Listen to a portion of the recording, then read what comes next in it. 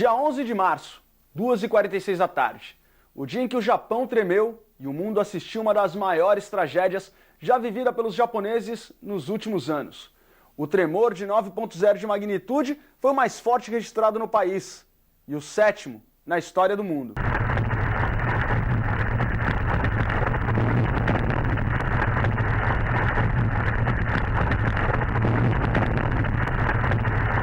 Primeiro veio o terremoto. Em seguida, ondas gigantes destruíram parte da região nordeste do país. O medo veio acompanhado da notícia de que a usina nuclear de Fukushima tinha sido atingida pelo tsunami, o que ocasionou vazamento de radiação.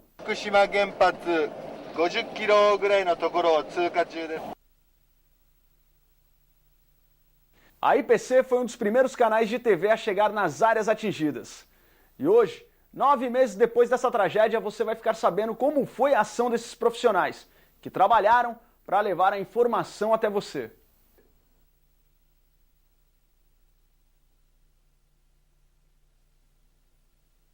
Dia 11 de março, 2h46, era uma sexta-feira. Eu lembro isso até hoje, porque é o único dia que eu não tenho jornal, JPTV, o JPTV é de segunda a quinta-feira, então aquele dia eu peguei uma folga e estava em casa, terminei tudo que tinha que fazer, fui comer um kapuramen, liguei a internet e justamente eu estava vendo uma notícia sobre o terremoto na Nova Zelândia, que dezenas de japoneses ainda estavam soterrados e eles precisavam encontrar as vítimas. E eu pensei comigo, né, ainda bem que eu estou no Japão, que aqui é um país seguro.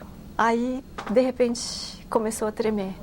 E não era um tremor que a gente pensa, logo vai passar, né, depois de alguns segundos. Mas não passou e aquilo foi ficando cada vez mais forte, mais forte, mais forte. Pela primeira vez eu senti um medo. Foi uma das experiências mais terríveis da minha vida. Nós estávamos em Kyoto fazendo uma reportagem sobre robôs e a única coisa que nós percebemos do tsunami foi que o robô que a gente estava fazendo imagem a respeito, ele começou a se mexer de um jeito estranho, porque em Kyoto o terremoto não foi muito forte, né? Então nós percebemos que houve um terremoto, mas como todos que estamos acostumados aqui no Japão, né, achamos que não era nada demais. Então eu e a equipe, enfim, nós continuamos nosso trabalho, naturalmente. Só que aí a Sanai, que é nossa produtora, a Sanai Ono, ela tentou ligar para Tóquio para saber o que tinha acontecido, porque a gente ficou curioso, mas não conseguia mais ligar. Então quando a gente percebeu que os telefones não estavam mais funcionando, nós percebemos que havia sido uma coisa grave. Então nós decidimos interromper a reportagem e fomos direto para a estação de Kyoto. E aí quando a nossa equipe chegou lá na estação de Kyoto, a estação estava fechada, um monte de gente querendo voltar para Tóquio, e aí a gente se deu conta da gravidade do que estava acontecendo. Aí passamos a ver nos monitores ali da estação o tsunami chegando. Então foi aí que a gente se deu conta da dimensão do que estava acontecendo. A gente não aguardava esse terremoto, né? E como eu estava aqui preparando os equipamentos novos desse novo prédio, após o terremoto, eu fui chamado para o prédio antigo, porque é de lá que estava sendo transmitido as imagens da IPC TV. E depois a gente começou a fazer plantão e mandar as imagens do CG, do mapa do terremoto e também um aviso de tsunami, né? Foi uma correria. Acho que o mais difícil não é dominar a parte técnica de como fazer, mas dominar o nosso próprio medo. E a histeria coletiva para poder, né, fazer um trabalho em conjunto em prol da comunidade e para que pudéssemos levar as informações exatas para os brasileiros que estavam aqui. Foi necessário mobilizar toda a equipe da empresa IPC World para reunir informações, dados. Eram muitas notícias que vinham em virtude do terremoto, do tsunami e mais ainda da radiação. Então a gente estava preocupado com a nossa saúde, o que a gente ia fazer se algo mais grave acontecesse. Então mas ao mesmo tempo a gente tinha que passar isso para todos os assinantes que necessitavam da gente para ter alguma notícia em português do que realmente estava acontecendo. Teve gente que dormiu aqui na empresa.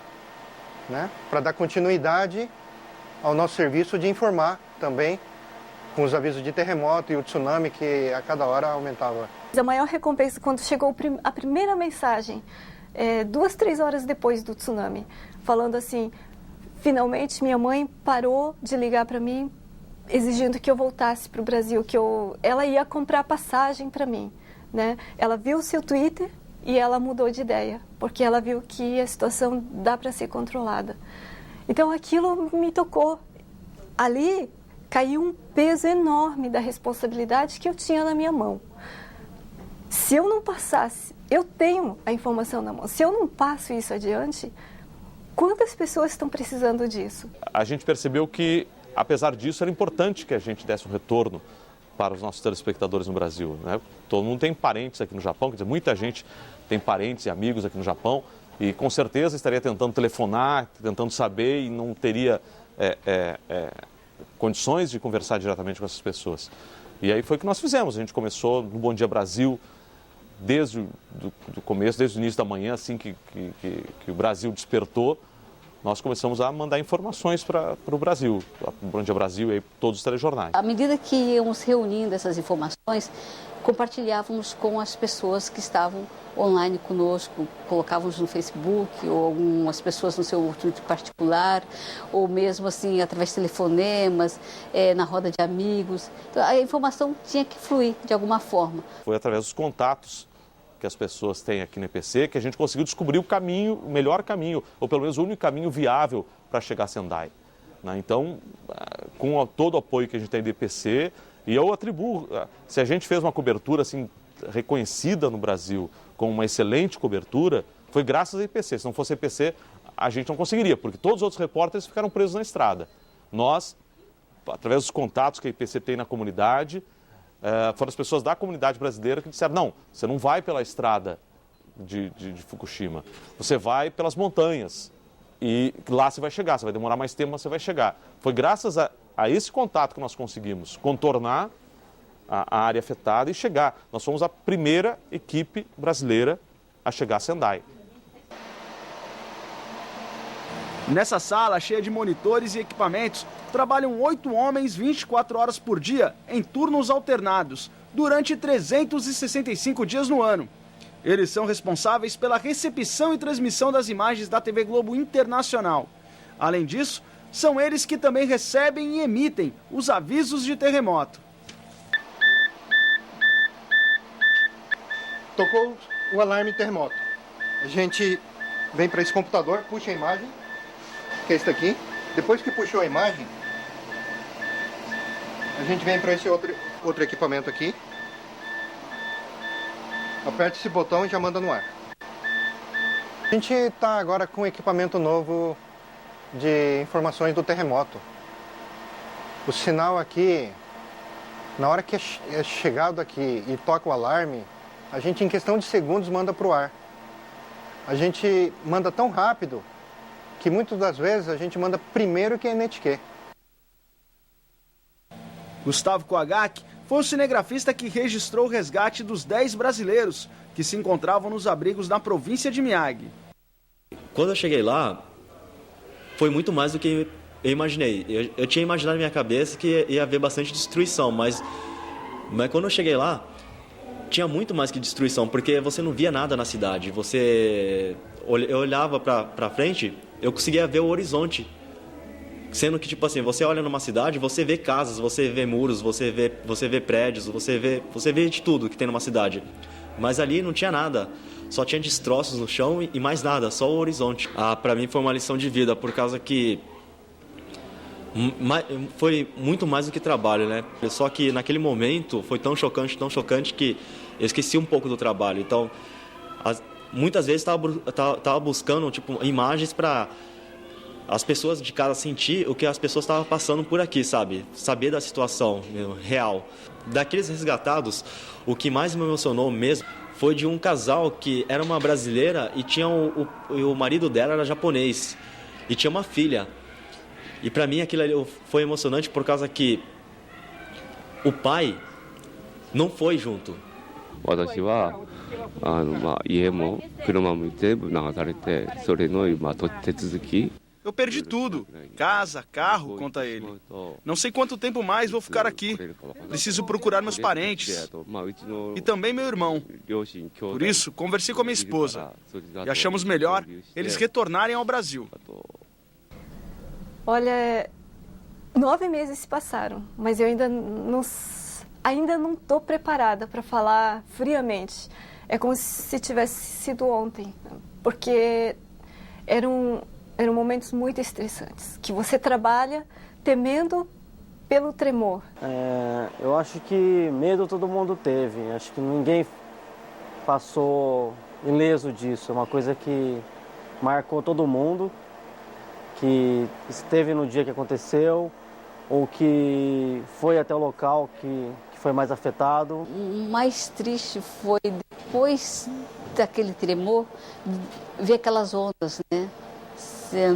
Aquelas ondas engolindo as pessoas, né?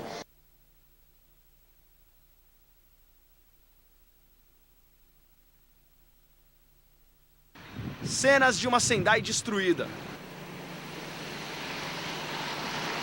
Montanhas de carros espalhadas por toda a cidade.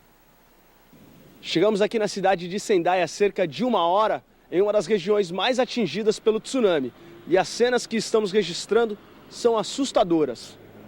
Carros, caminhões, casas completamente destruídas pela força das ondas. Por aqui está faltando água, luz, gás e também combustível. No meio de tanta destruição, sobreviventes dessa tragédia contam o que viram na hora que as ondas invadiram Sendai. Foi inacreditável. As ondas começaram a vir e a água subiu muito rápido. Em pouco tempo, já tinha mais de 1,5 metros. E os carros começaram a vir em nossa direção. As pessoas começaram a correr. Como é que foi para a senhora vivenciar tudo isso? Foi muito triste. Porque a gente estava trabalhando e meus filhos estavam aqui, 2 estavam em casa e um estava na escola aqui perto. E lá onde que eu trabalho começou a cair tudo e falaram que tinha que subir para a montanha. E a gente subiu, passou uma noite de frio. A gente assistiu todo o terremoto, o maremoto. E eu fiquei 2 dias lá e não tinha como vir para cá. Então eu não sabia se meus filhos estavam vivos ou estavam mortos. Aí quando saí de lá, caminhei até um pedaço, outro consegui carona, cheguei aqui, encontrei um filho, né? Aí ele me disse que os outros 2 estavam no Rinambashi.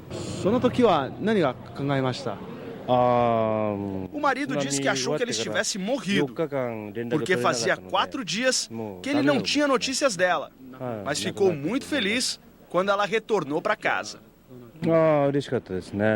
Como é que vai ser daqui para frente? A senhora já tem um plano? A senhora pretende ficar aqui, pretende ir embora? Eu pretendo ficar porque meu filho estuda inglês e meu esposo é japonês. Tentar se reerguer e ajudar, né, a reconstruir a cidade de novo. Na escola, o que mais me impressionou, assim, foi a alegria das crianças por trazer uma coisa boba, assim, um papel, um livro, e elas ficarem super felizes e não desgrudarem da gente, querer só um abraço.